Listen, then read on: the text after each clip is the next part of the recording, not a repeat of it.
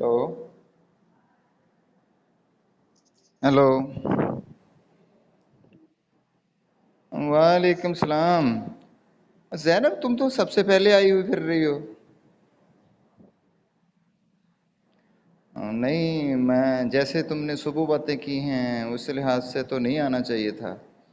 और मैं तो ये समझा, ये आपका जल्दी आना ये जाहिर कर रहा है कि you are going to do something.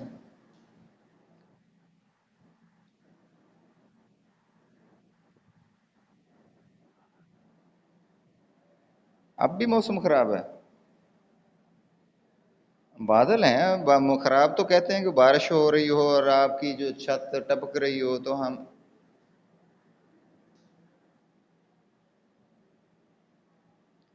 और ये बारिश हो रही है?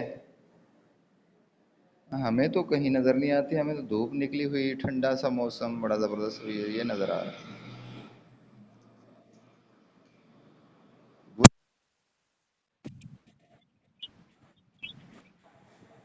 हैं?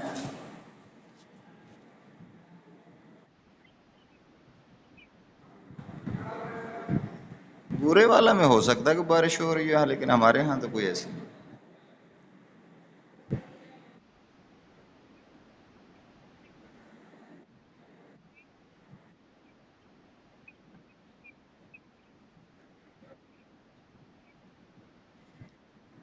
अच्छा। वालेकुम सलाम कुदसिया रीच, क्या हाल है बच्चे? मैं बताऊं कि सुनाऊं? शुक्र है अल्लाह का, अल्लाह का परेशान। हम्म। किधर, बुरे वाला में? और हमारे पास तो कुछ ठंडक के असरात भी नहीं नजर आ रहे।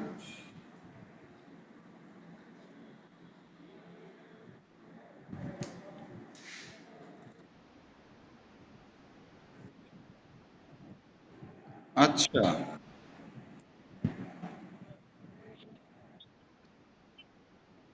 खोल रहे हैं आपकी यूनिवर्सिटी हम अगले हफ्ते? इंशाल्लाह। आप खुश हैं यूनिवर्सिटी खुलने में? उसकी क्या वजह?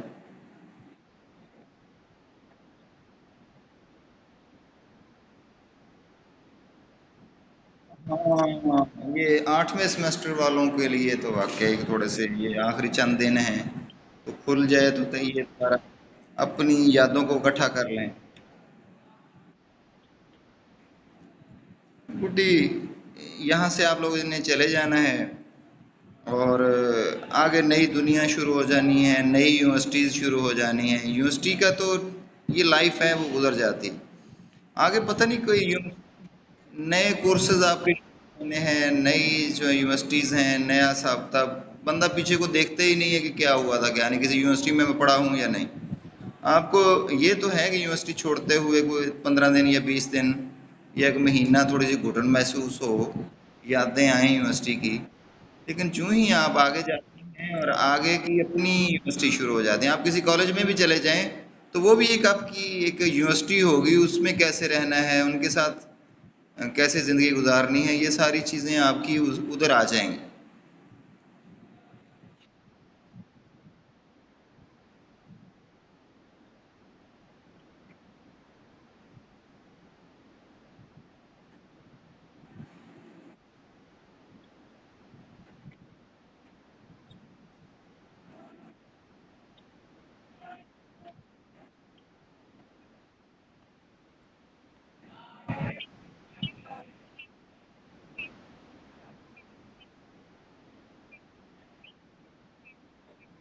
हैं? ये जैनब, तेरी आवाज़ कम आ रही, थोड़ा सा माइक के करीब होके बात कर।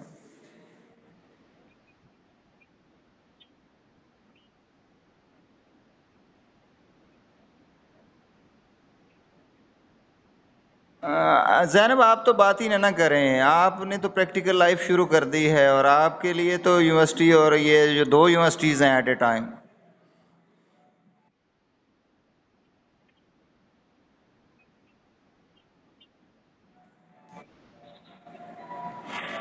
हाँ, ये तो ठीक है। नहीं, यूनिवर्सिटी तो बरकैफ अगले हफ्ते खुल रही है।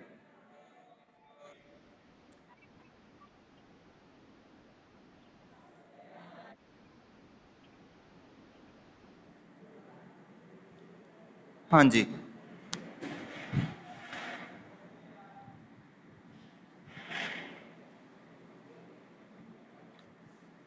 लेकिन मैंने ये देखा है कि हम लोगों को कुछ चीज़ें ऐसी हैं कि वो बड़ी चार्मिंग लाइफ होती है, और उसको छोड़ते हुए इब्तिदा में तो काफ़ी कन्फ्यूजन, टेंशन, घुटन, ये सारी चीज़ें होती हैं।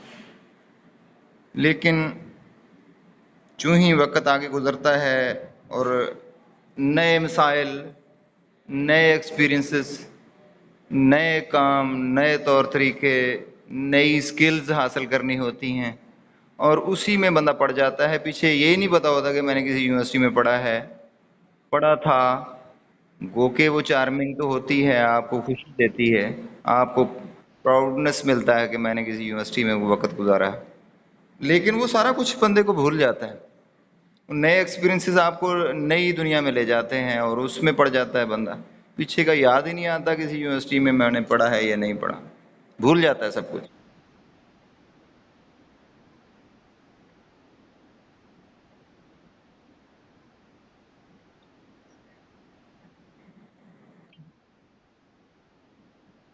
बल्कि यूनिवर्सिटी तो आप समझते हैं कि ये तो सारा, ये तो हमारे लिए जो है ना इमेच्योरिटी, रानेस, और जो है ना रा इमोशंस की दुनिया थी, जो कि एक बचपना था या कोई ऐसी चीजें थी जो कि हमने छोड़ दिया, अच्छा किया, और हम नई दुनिया में चले गए हैं, नई जो है ना स्किल्स की तरफ, नए एक्सपीरियंसेस की तरफ, नए आइडियाज़ की तरफ चल पड़े हैं। तो और आगे सारी की सारी प्रैक्टिकल लाइफ आपकी शुरू हो जानी है, प्रोफेशनल लाइफ भी शुरू हो जानी है एट ए टाइम, दो इकट्ठी शुरू हो जाएंगी, और दोनों बड़ी जाबर किस्म की हैं।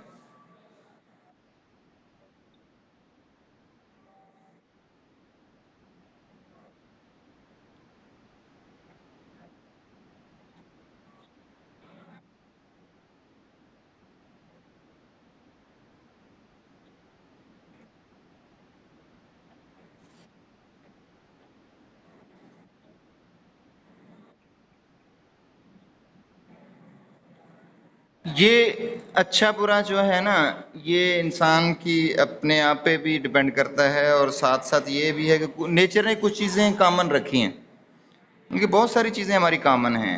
कॉमन ये नहीं कि हम देखते हैं कि एक गरीब आदमी है उसकी तो रोटी नहीं पकती, और अमीर के सारा कुछ कारें बसें हैं और वो खुशहाल है, ये तो जल जल के मर भी जाता है। तो बहुत फर्क है एक दूसरे की लाइफ का।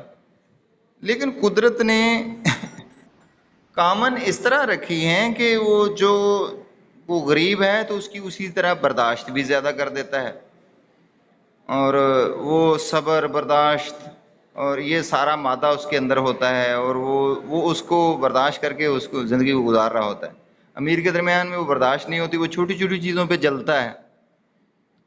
तो इस तरीके से कुदरत जो है, जिस तरह का कोई बंदा होता है उसको आसाइशें देकर उसको सेट रखा जाता है, दूसरे को बर्दाश्त करके, उसकी जो तकलीफ है उसको बर्दाश्त करके वो अपने आप को बैलेंस कर लेता है, जिंदगी गुजार लेता है, जिंदगी गुजर जाती है, अच्छी गुजरती है, नो डाउट।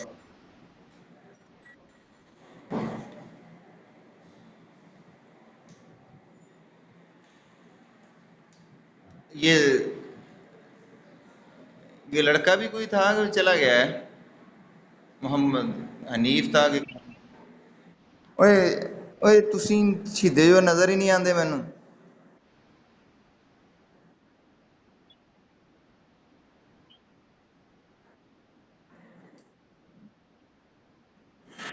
क्यों है हनीफ?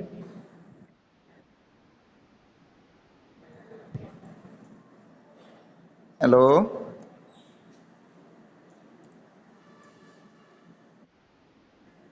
मैं इसकी बात कर रहा था, ये लड़का, लड़के का एक्सपीरियंस क्या था, ये बोल नहीं रहा। ये नालायक है, कामल गुफ्तगू में भी शरीक नहीं होते। अब देखें ये भाग गया है। अब देखिए ना कि मैंने कुछ सुनना तो नहीं। इसमें आम कॉमन लाइफ की वो वैसे जनरल अपने आइडियाज जो फीलिंग्स हैं आजकल चल रही हैं वही बयान करनी है। ये भी कोई मुश्किल काम है?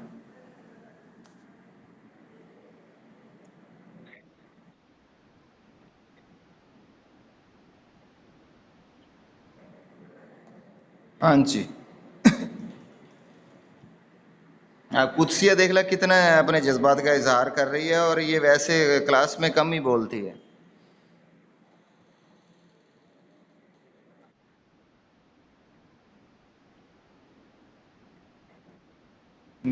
अच्छा अच्छा अच्छा अच्छा अच्छा। तो इसमें तो आप टॉप कर रही हैं आज।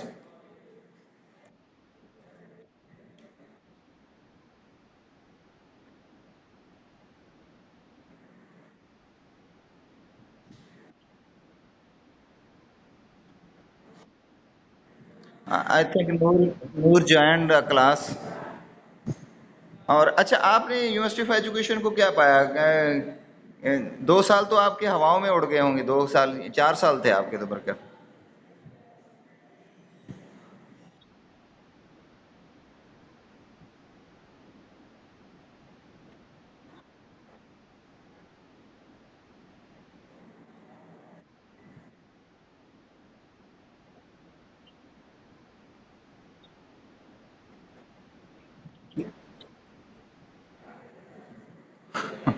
अच्छा, यहाँ आके आपको मेच्योरिटी मिली है?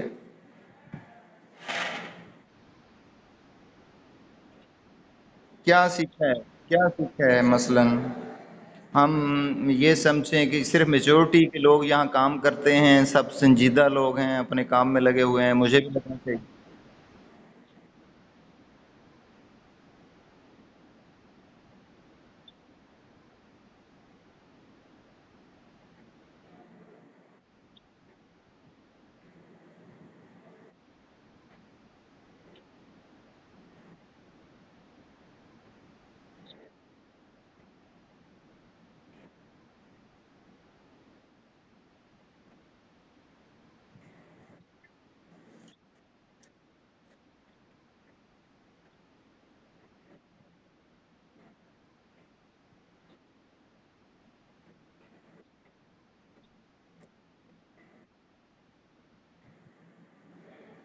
It mean you learnt lots of things and you are prepared to go ahead, and you are go to next place to give your services to the people, and you are ready now to deal with the people according to their situation, their mentality and their education। इसका मतलब है कि वैसे मुझे बड़ा अच्छा लगा आपकी ये गुफ्तगू सुन के, कि आप ये कहना चाह रहे हैं कि मैं तैयार हूं, अब मैंने बहुत कुछ सीखा है, मैं आने वाले लोग किस तरह के हैं और जो बंदा जिस तरह का है, मैंने उसके साथ किस तरह डील करनी है, ये कहना चाह रही हैं।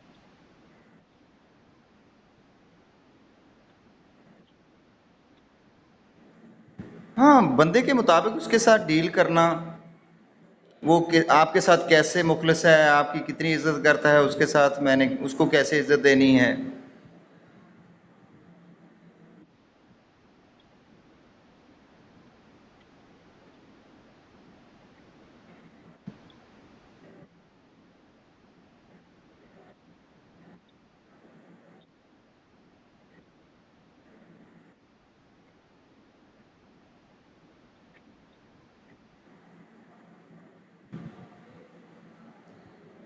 वैसे हमें हार्श किन लोगों के साथ होना चाहिए?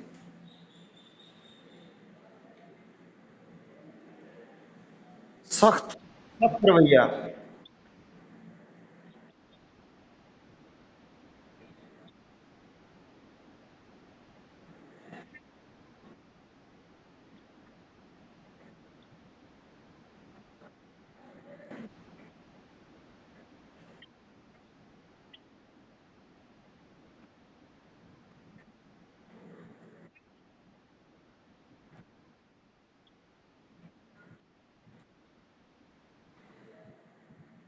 हम्म। तो नरम रवैया, रिस्पेक्टेबल वे से, ये किन लोगों से करना चाहिए?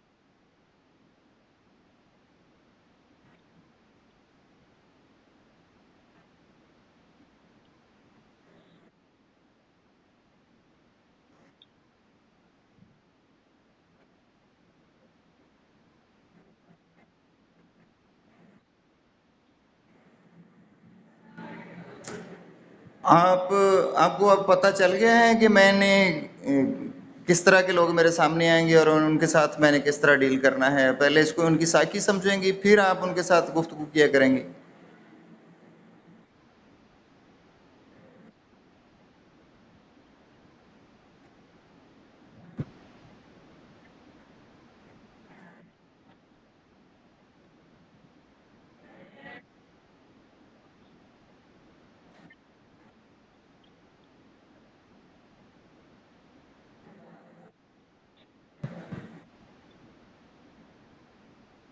हम्म।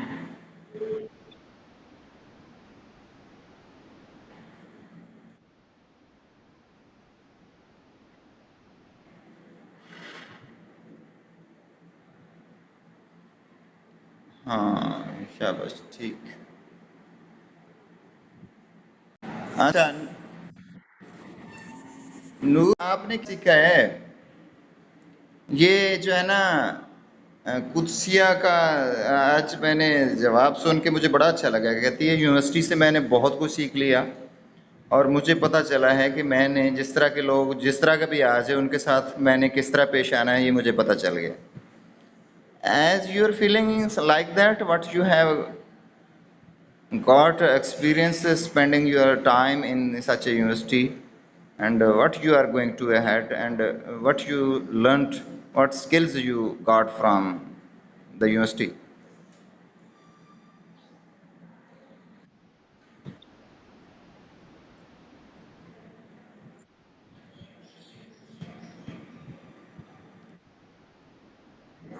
ये तो ये तो फिर सारे अच्छे मिले तो आप फिर आगे अच्छी बन गई हैं और अच्छी बनेंगी आने वाले।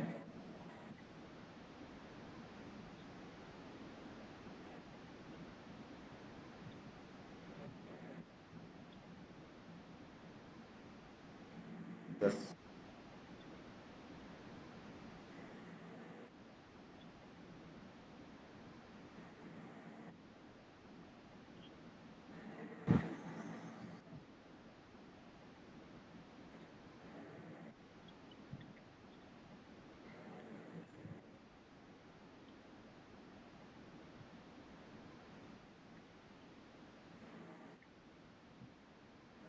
अच्छा रहा यानी है।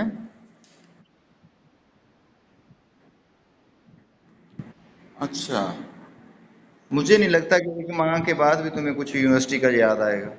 सिर्फ पहला महीना तो खूब आएगा। पहला महीना तो आपके लिए बल्कि तकलीफ दे होगा, यूनिवर्सिटी को छोड़ना।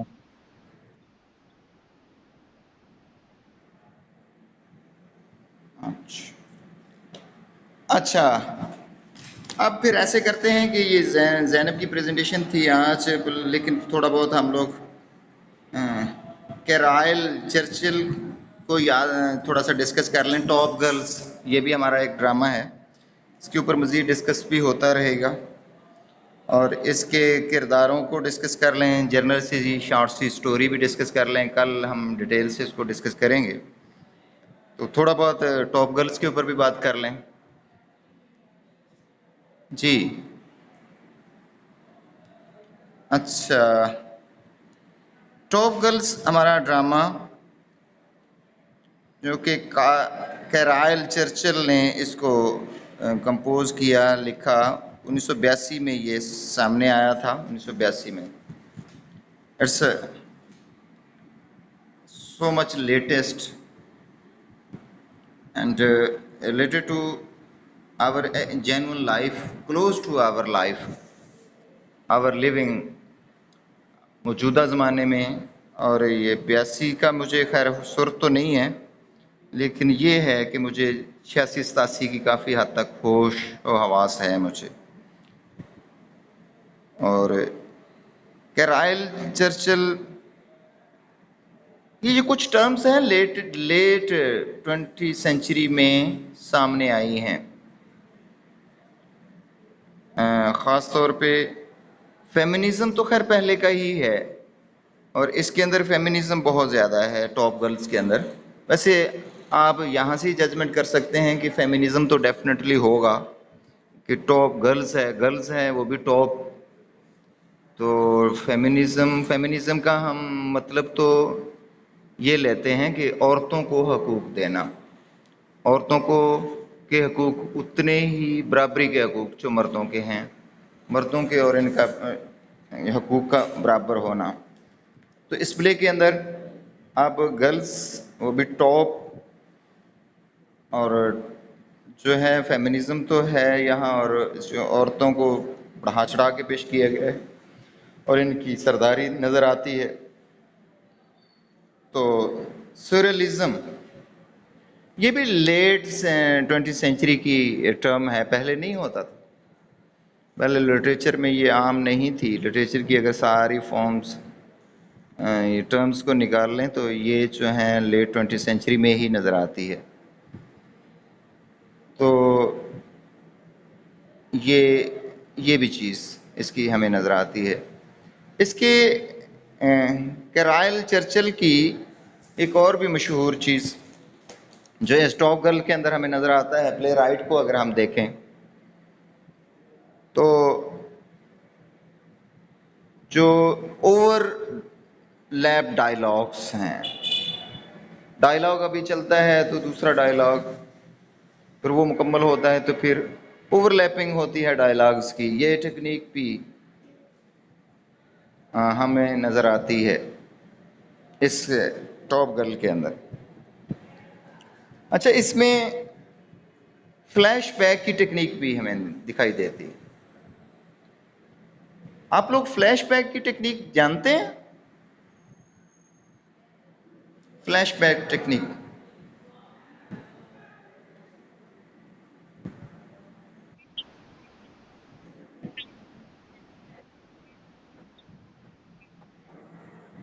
कैसे?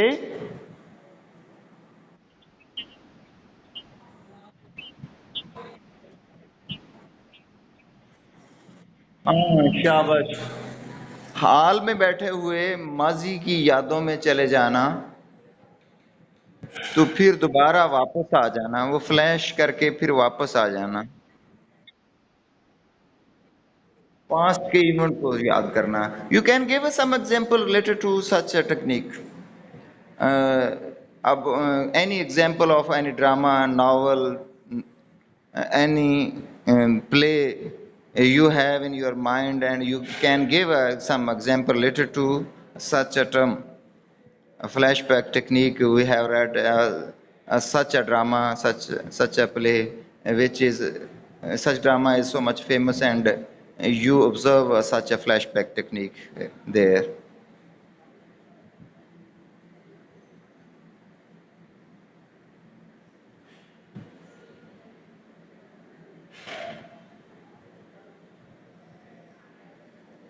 कोई एग्जाम्पल है आपके सामने, कोई अभी तक जो मैम इंग्लिश में कोई पढ़े हैं बीएस में?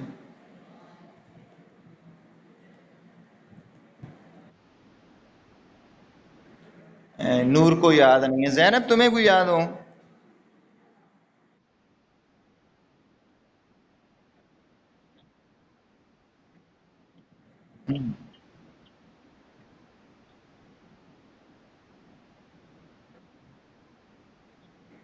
नहीं, उसको याद आ जाना कुछ और है कि राइटर जो है वो जो याद उसको जो कुछ आ रहा है तो वो उसको लिखना शुरू कर दे, वो कहानी पीछे ही चला जाए, ये कहानी दरमियान में रह जाए, वो पीछे चला जाए। राइटर की एक एक्चुअल टेक्निक होती है।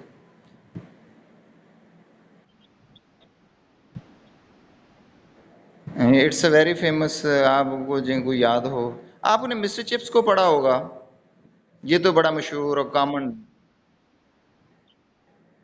तो उसमें वो कैसे फ्लैशबैक करता है?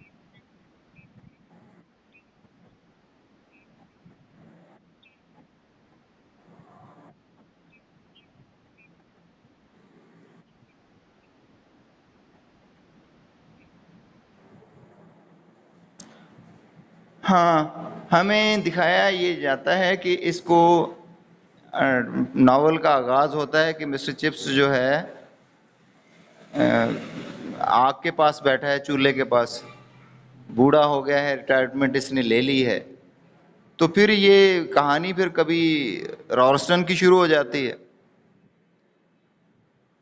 कभी वो जो है ना पीछे जो स्ट्राइक्स कैसे हुए थे, तो इसकी जो वाइफ है कैथरीन की कहानी शुरू हो जाती है, उसके साथ कैसे इसने पहाड़ में हाथ हिलाया और मोहब्बत शुरू हो गई और वैसी चीज़ें।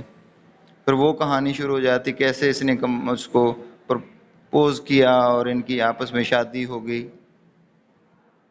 तो वो सारे का सारा ये नहीं बैठा आग के पास है और उसके सारे की सारी पीछे वाली कहानियां उसमें आती हैं, नजर आती हैं, ऐसे नहीं।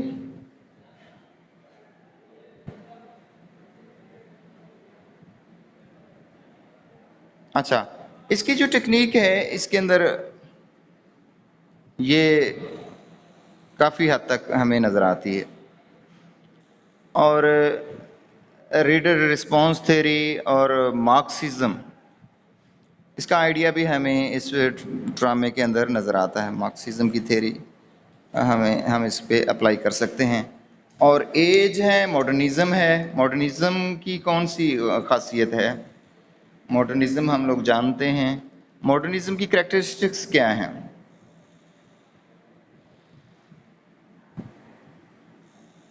1982 में ये सामने आता है, तो ये तो बिल्कुल मॉडर्न एज, बल्कि पोस्ट मॉडर्न एज में आ जाता है। मॉडर्निज्म की क्या खासियत है? नूर, आप बताएं।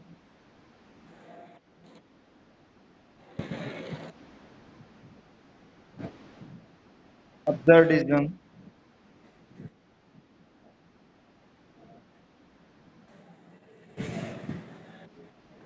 और कंप्लेक्सिटी, पेचीदगी, नॉट क्लियरनेस,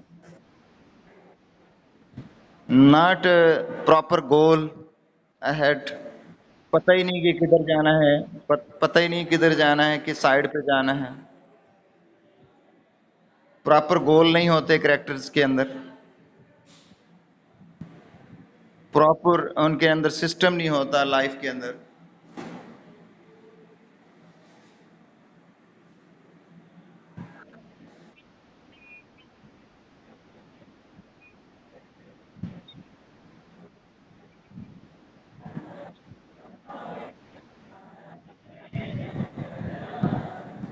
जैनब की आज समझ नहीं आ रही, पता नहीं क्या मसला है।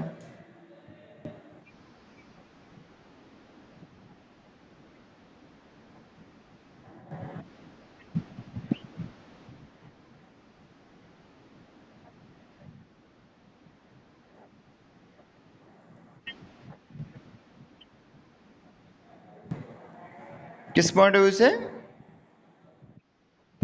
साइंस के पॉइंट ऑफ व्यू से देखते हैं तो ये तो सिस्टमेटिक होते हैं। तो फिर अब्सर्डिज्म तो ये है कि बेचापन, कोई गोल नहीं, कोई मंजर नहीं, कोई तौर तरीका नहीं इन्हें, तो ये इनके ड्रामास के अंदर तो जो जो मौजूदा ज़माने के लोग हैं, जो करेक्टर्स हैं, उनको तो कोई होश ही नहीं होती, कोई सिस्टमेटिक तो नहीं होते वो सिस्टमेटिक नहीं होते। जदीद जो लोग हैं इनको तो अपनी मंजिल का ही नहीं पता किधर जाना है क्या नहीं, जो किरदार हैं ड्रामास के अंदर। जैसे कि गॉडॉट की हमारे सामने एक मिसाल है।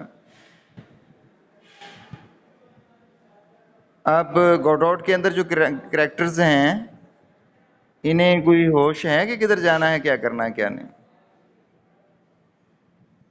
गॉडॉट के इंतजार में है और पता ही नहीं कि उसने आना है या नहीं आना।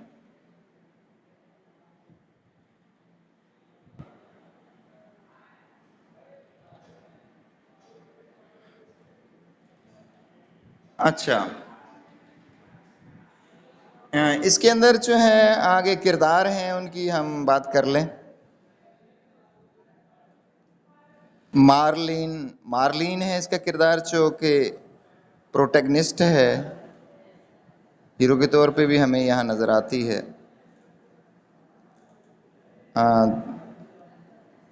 एनजी, एनजी इसकी बेटी हैं, जो कि इस किरदार की, लेकिन वैसे कि ये इन दोनों को, माँ बेटी को नहीं पता था। क्या मार्लिन के बारे में कहा जाता है कि इसने इसका कोई किरदार गलत था, इसने कोई नाजायज़ औलाद को जन्म लिया था। तो एनजी पैदा हुई थी और खैर ये किस तरीके से अपनी बहन को यहाँ दे दिया जाता है, तो फिर इस तरीके से इसको वो प्रॉपर इसकी वो बजाते को देखभाल नहीं करते। इसाबेला बर्ड, और इसाबेला बर्ड, लेडी निजो डलग्रेट, पेशेंट ग्रेसेला और पॉप जॉन, ये 5 हैं जिसको टॉप गर्ल्स के नाम पे इनको दिखाया गया है। यहाँ ये पार्टी में आती हैं और टॉप गर्ल इसी की पार्टी में। मार्लिन जो है असल में ये ऑफिस के अंदर इसको प्रमोशन होती है, तो प्रमोशन में की बिना पर ये पार्टी अरेंज करती है क्योंकि she is going to arrange a party arrange करती है। और पार्टी में फिर ये इसाबेला बर्ड, लेडी निजो डलग्रेट, पॉप जॉन, पेशेंट ग्रेसिला, इन 5 गर्ल्स को ये बुलाती है। और इनका जो है ये बड़ी माहिर किस्म की थी, इनके अंदर मुख्तलिफ़ स्किल्स थी और ये 5 को इसने इस पार्टी पे बुलाया है। और इसमें ये पहली पार्टी, जो पहला ही सीन, 3 सीन हैं इस प्ले के, 3 एक्ट्स हैं। पहले सीन में एक पहला ही एक्ट है, एक ही सीन है, दूसरे एक्ट में 3 हैं और लास्ट एक्ट में 1 है। और पहले सीन के अंदर ये पार्टी अरेंज होती है और हमें देखने को मिलता है ये 5 गर्ल्स जो हैं वहाँ आती हैं। और प्ले के अंदर को ख़ास ये नहीं कि, हालांकि हम वही अब्सर्डिज़म ही आता है, 5 ये लड़कियां तो बुलाई हैं और लेकिन इनका जो टॉप गर्ल्स का कोई एक्चुअल कॉन्सेप्ट है, जो पीछे बैकग्राउंड है, कि टॉप गर्ल्स ने उसको काम करके दिखाना है। हमें तो देखने में ये लगता है कि स्टोरी शायद इन्हीं के गिर्द घूमे, कि यही सब कुछ करेंगे, लेकिन ऐसा नहीं होता, ना हमें ये चीज़ नज़र आती है। और उसके साथ साथ जो किरदार इसमें है, जॉयस का है, किट का है, वेन का है, नील, लोइस, मिस्टर किट और मिसेस किट, इन लोगों की ये किरदार हैं जो इस प्ले के अंदर हमें नज़र आते हैं। और आगे जो कहानी चलती है बरकैफ, और ये कहानी जनरली तो यही है कि ये पार्टी में पहले ये 5 गर्ल्स आ जाती हैं, फिर इसकी बेटी का मसला है कि जो इसने अपनी बहन को दी हुई थी एनजी, तो वो लुइस को दी हुई थी। लुइस जो है इसके साथ कोई अच्छा सलूक नहीं होता, तो इस तरीके से ये जो है अपनी माँ के पास वापस आना चाहती है। फिर इसके अंदर जो है स्टोरी के अंदर 2-3 जगह पे इंटरव्यूज़ होते हैं और 2-3 गर्ल्स जो हैं, क्योंकि यहाँ मैरलिन जो है ये इसको प्रमोशन हो जाती है, तो सारे जब इसके पास इंटरव्यू के लिए आते हैं, कुछ ख़वातीन इसके पास इंटरव्यू के लिए आती हैं और उनको ये कुछ तलकीन करती है और उनका इंटरव्यू लेती हुई दिखाई देती है। और फिर ये है कि जितना का स्टाफ है सारे का सारा, वो जेलसी दिखाता है कि मैरलिन जो है she isn't proper suitable to get a such job, such a promotion. So वो इशारा भी करते हैं, जैसा कि मिस किड है वो अपने शौहर की तरफ इशारा करती है कि वो एलिजिबल थी और वो एलिजिबल था, उसको मिलनी चाहिए थी, तो इसको क्यों दे दिया गया, बॉस इस पर यानी रहमदिल क्यों होता है। तो इसी तरीके से मैरलिन की कुछ जेलसी दिखाई गई है इस प्ले के अंदर। और ये हम इसको, इसकी जो स्टोरी नेक्स्ट जो है प्रॉपर पढ़ेंगे उसमें हमें नज़र आएगा। और इसकी जो सेटिंग है वो लंदन के अंदर है, लंदन सिटी के अंदर ये सारी की सारी इसकी हमें सेटिंग नज़र आती है। और इसके जो थीम्स हैं वो भी हमें देखने को मिलते हैं। इसमें जो है वुमन कैरियर है, ख़वातीन के लिए कैरियर, लैंग्वेज एंड आइडेंटिटी है, थैस्ट, इंग्लैंड, फेमिनिस्ट, सूर्यलिज्म हमें नज़र आता है। और इसके साथ जो हमें थेरीज इस पे अप्लाई होती हैं वो मैंने डिस्कस किया है। मार्क्सिज्म है, फेमिनिज्म इस पे अप्लाई होता है, और इसी तरीके से सोशलिज्म भी अप्लाई होता है। ये जो कुछ थेरीज हैं जो हम इस पे अप्लाई करते हैं इस प्ले के अंदर। तो इसकी मज़ीद कहानी में डिटेल से फिर हम नेक्स्ट डिस्कस करेंगे। तो मुझे आप लोग ये बता दें कि ये फेमिनिज्म क्या है, जो ख़ास तौर पे इस प्ले के अंदर हमें सोशलिज्म और फेमिनिज्म, बल्कि फेमिनिज्म का मुझे बता दें कि ये इसकी ख़ास थेरी है जो अप्लाई होती है इस प्ले के अंदर। कौन बताएगा आप में से? हाँ जी, नूर, आपकी जो फेमिनिज्म पे सुन के ना फिर आज के लिए काफ़ी है। नेक्स्ट फिर वो हम करेंगे, तो ये इस पर वाइंड अप करेंगे। क्या आप फेमिनिज्म का मुझे बताएं।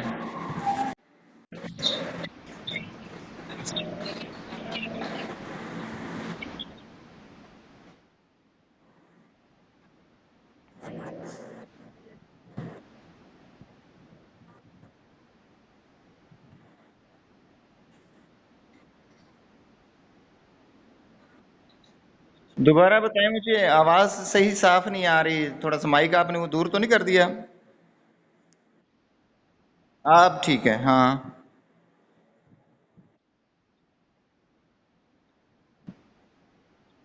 कब शुरू हुई थी? इंग्लैंड के अंदर वुमेन्स के राइट्स के लिए, ठीक है।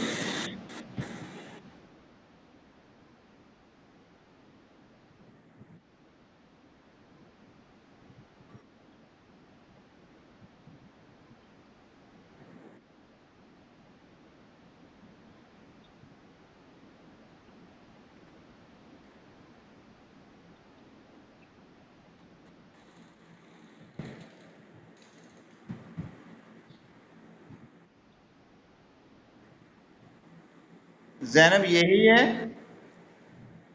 इसके मानी क्या है फेमिनिज्म के?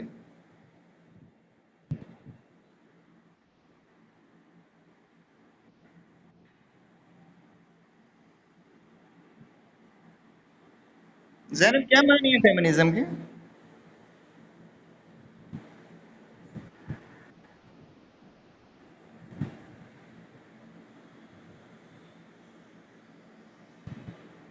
हेलो, कुदसियाँ आप जानती हैं फेमिनिज्म के क्या मानी होते हैं?